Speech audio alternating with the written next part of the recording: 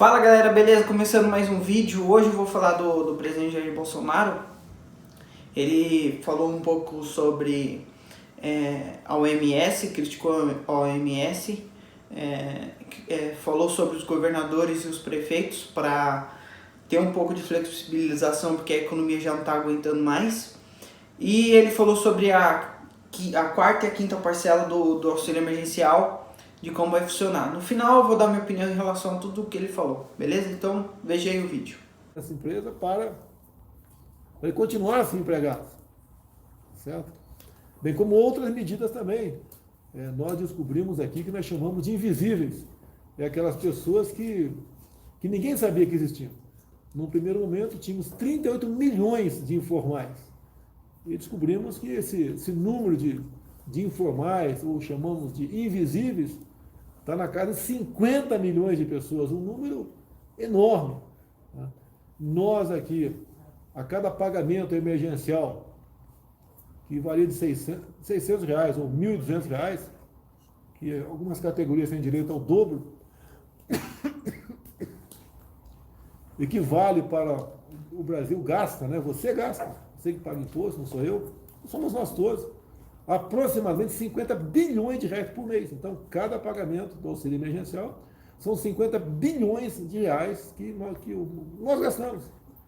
Vale lembrar que em um ano de Bolsa Família está na casa de 35 bilhões.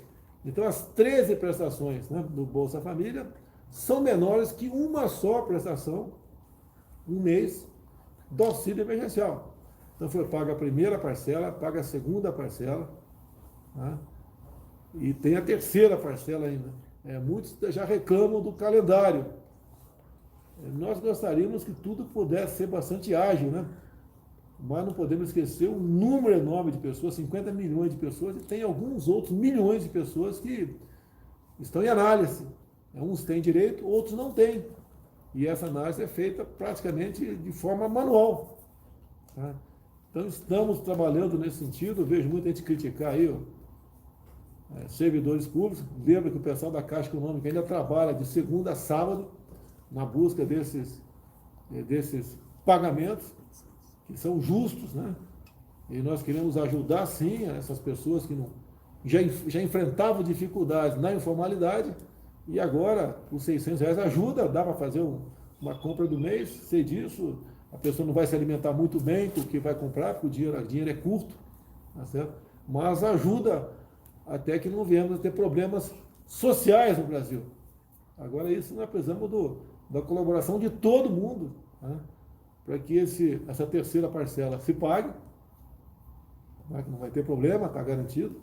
Pretendemos ter a quarta e a quinta parcela também. Alguns acham que tem que ser de R$600. Tudo bem, tá? Mas o nosso endividamento está enorme, né? O dia de ontem nós baixamos a taxa Selic. Nós não, né? O Banco Central, que eu fico sabendo só depois que acaba a reunião do Copom, foi para, se não me engano, 2,15%. Tá? Nunca se sonhava no Brasil ter uma taxa Selic com esse percentual. Eu lembro lá atrás, a Constituição de 88 fixou em, no máximo, 12% a taxa Selic. Depois, por emenda da Constituição, retirou-se isso fora e chegou-se em outros governos a 50%, 60% a taxa Selic. Dá para imaginar o tamanho do endividamento do Brasil em cima da taxa de juros, porque se costumava naquela época, né, combater aí a inflação, o aumento do dólar, simplesmente aumentando a taxa de juros, uma coisa quase que automática, né? E problemas tivemos. Repito aqui, não entendo quase nada da economia. A economia, apesar dos problemas que o mundo enfrenta, o Brasil também, vai indo muito bem sob a direção do Paulo Guedes, de Roberto Campos, do Banco Central, do Pedro na Caixa Econômica, do Rubem no Banco do Brasil. Tá? Fazemos o possível no tocante a isso, porque se a economia desajustar, todo mundo sofre. E quando se cria inflação, essa inflação atinge em especial os mais humildes. Então a questão dessas quarta e quinta parcela, eu vejo gente do parlamento com justiça diz, não, tem que ser mais duas parcelas de 600. Tudo bem, mas vai desequilibrar para o lado de cá. Se nós aqui desajustarmos a nossa economia, todo mundo vai pagar uma conta muito mais alta. Porque a gente apela para os senhores governadores e prefeitos que busquem aí uma abertura do comércio de forma racional, responsável, todo mundo tem responsabilidade, mas o Brasil não aguenta mais o fique em casa. O homem do campo não ficou em casa. A nossa querida OMS, Organização Mundial de Saúde, fica o tempo todo num vai e vem, né? A máscara protege, não protege, a quarentena aí, fique todo mundo em casa, é bom, agora não é bom. A questão da hidroxicloroquina, não vamos mais sugerir, orientar, fazer pesquisas com hidroxicloroquina, depois volta atrás. Assintomático. Depois vem na questão dos assintomáticos, que raramente transmite o vírus, depois, 24 horas depois, mudou de ideia completamente. E a nossa OMS está deixando muito a desejar nessa área. Fala tanto em foco, em ciência, o que, com todo respeito, que menos tem de ciência é a nossa OMS. Parece que não acerta nada, fica não vai e vem o tempo todo. Parece que alguém toma uma decisão, fala alguma coisa, de repente, alguém que manda lá, que parece que é isso, né? Olha, desmente isso aí que não está pegando bem para a gente. E assim está sendo feito. Deixo bem claro mais uma vez. O Supremo Tribunal Federal decidiu que prefeitos e governadores que deviam conduzir a política de combate ao vírus. Eu, como presidente da República, coube apenas o quê? Mandar dinheiro para estados e municípios. Praticamente quase nada além disso. Lamento a quantidade de mortes que estamos tendo. A questão dos números deixa muita gente em dúvida ainda. Morreu de Covid-19 ou com Covid-19. Temos declarações de diretores de hospitais dizendo que 40% do que entrou lá no óbito lá como Covid-19, 40% não era de Covid-19. Isso é muito triste, porque os números, dessa forma, não traduzem muitas vezes políticas que os governadores e prefeitos têm que adotar na ponta da linha. Bom, galera, minha opinião em relação a isso é que todo mundo tá errado aí nessa história. Primeiro que o Bolsonaro ele tá errado nessa história. Ele é o presidente do país, por mais que ele tenha dado dinheiro para os governadores, ele errou na medida do combate ao coronavírus desde o início. Os governadores estão errados, os prefeitos estão errados, todos erraram desde o começo. Agora não adianta chorar mais pelo leite derramado. Para agora, na minha opinião, 1 milhão de infectados já era, galera. Não tem mais o que fazer. Não tem mais o que fazer. Aposto que vocês, antes, acho que pode colocar aí um mês atrás, vocês talvez não conheciam ninguém que tinha pegado Covid. Agora já conhece pelo menos alguém que esteja próximo de você que esteja com Covid. Eu conheço e várias pessoas que estão ao meu redor, assim, próximos a mim, já que tinham um convívio assim, né? Obviamente antes da pandemia. Pelo menos uma pessoa próxima, uma pessoa no trabalho, um parente, um primo, um tio, já tem Covid.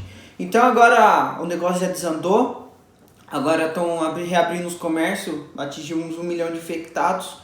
Agora, por que reabriu o comércio? Reabriu o comércio para não estourar a economia. Porque, teoricamente, a hora de estancar isso tudo, a hora de parar realmente todo mundo, seria mais ou menos há umas 2 semanas atrás, eu acho, na minha opinião. Era hora de parar tudo. Ou parava no começo, ou parava agora. Tipo, para dar pelo menos uma quebrada aí nessa curva. Só que agora os gráficos só estão subindo, agora parece que está se mantendo um pouco agora, não sei direito, nos últimos dias eu dei uma pesquisada e vi isso. E agora que está reabrindo o comércio de novo, vai reabrir o comércio de novo, o que você acha que vai fazer? A curva, se estava, pelo menos se mantendo assim, vai subir de novo. Não tem o que fazer.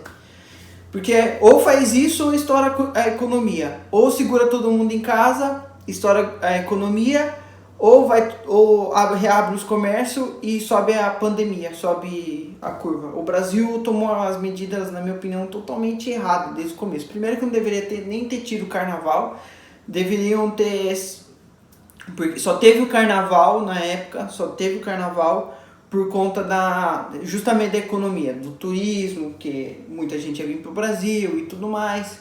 E aí beleza, teve carnaval para segurar a economia, para girar o dinheiro. E aí o que aconteceu? Teve o carnaval, foi ali que começou a história toda, e aí veio março os casos foram descobertos, e aí os dados foram aumentando. Alguns estados colocaram alguma medida provisória de fechar todos os comércios, alguns demoraram para fazer isso, alguns estados deu lockdown, outros não. Aqui em São Paulo tá que nem coloca casaco, tira casaco, coloca casaco e tira casaco, uma hora libera o comércio, uma hora estende 15 dias, outra hora estende mais 15 dias, outra hora diz que vai liberar, abre 2, 3 dias e depois fecha de novo. Aqui em São Paulo tá a coisa mais confusa. Falaram que ia liberar o transporte público, não liberou. Teve rodízio, tirou o rodízio uma semana depois. Ameaçou dar lockdown, não deu. Que mais que aconteceu aqui em São Paulo? Nossa, aconteceu tanta coisa aqui em São Paulo, foi tanto erro, cara, que eu não consigo nem assim descrever assim. Porque colocaram rodízio, tiraram o rodízio.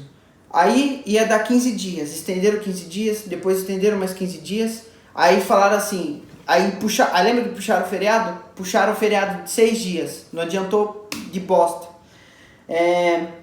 Agora começou a liberar o comércio, sendo que tá estourando aí o número de casos, 386 casos de mortes por dia em São Paulo. É a média, mais ou menos 380 agora.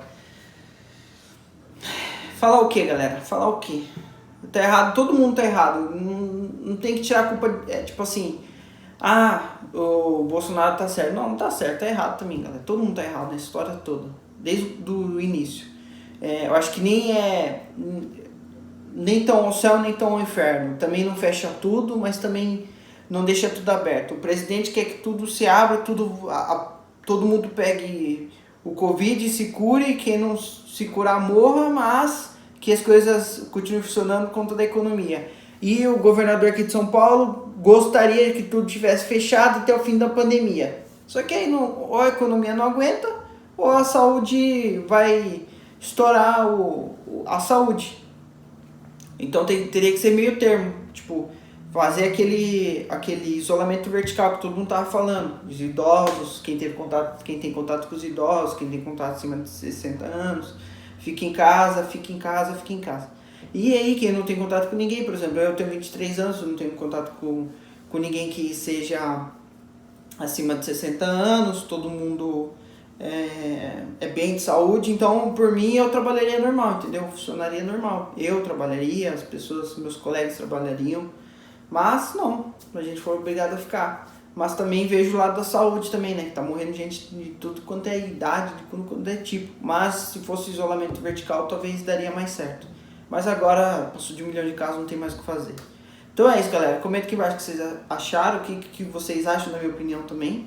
E é isso, valeu, falou, tamo junto, é nóis, abraço.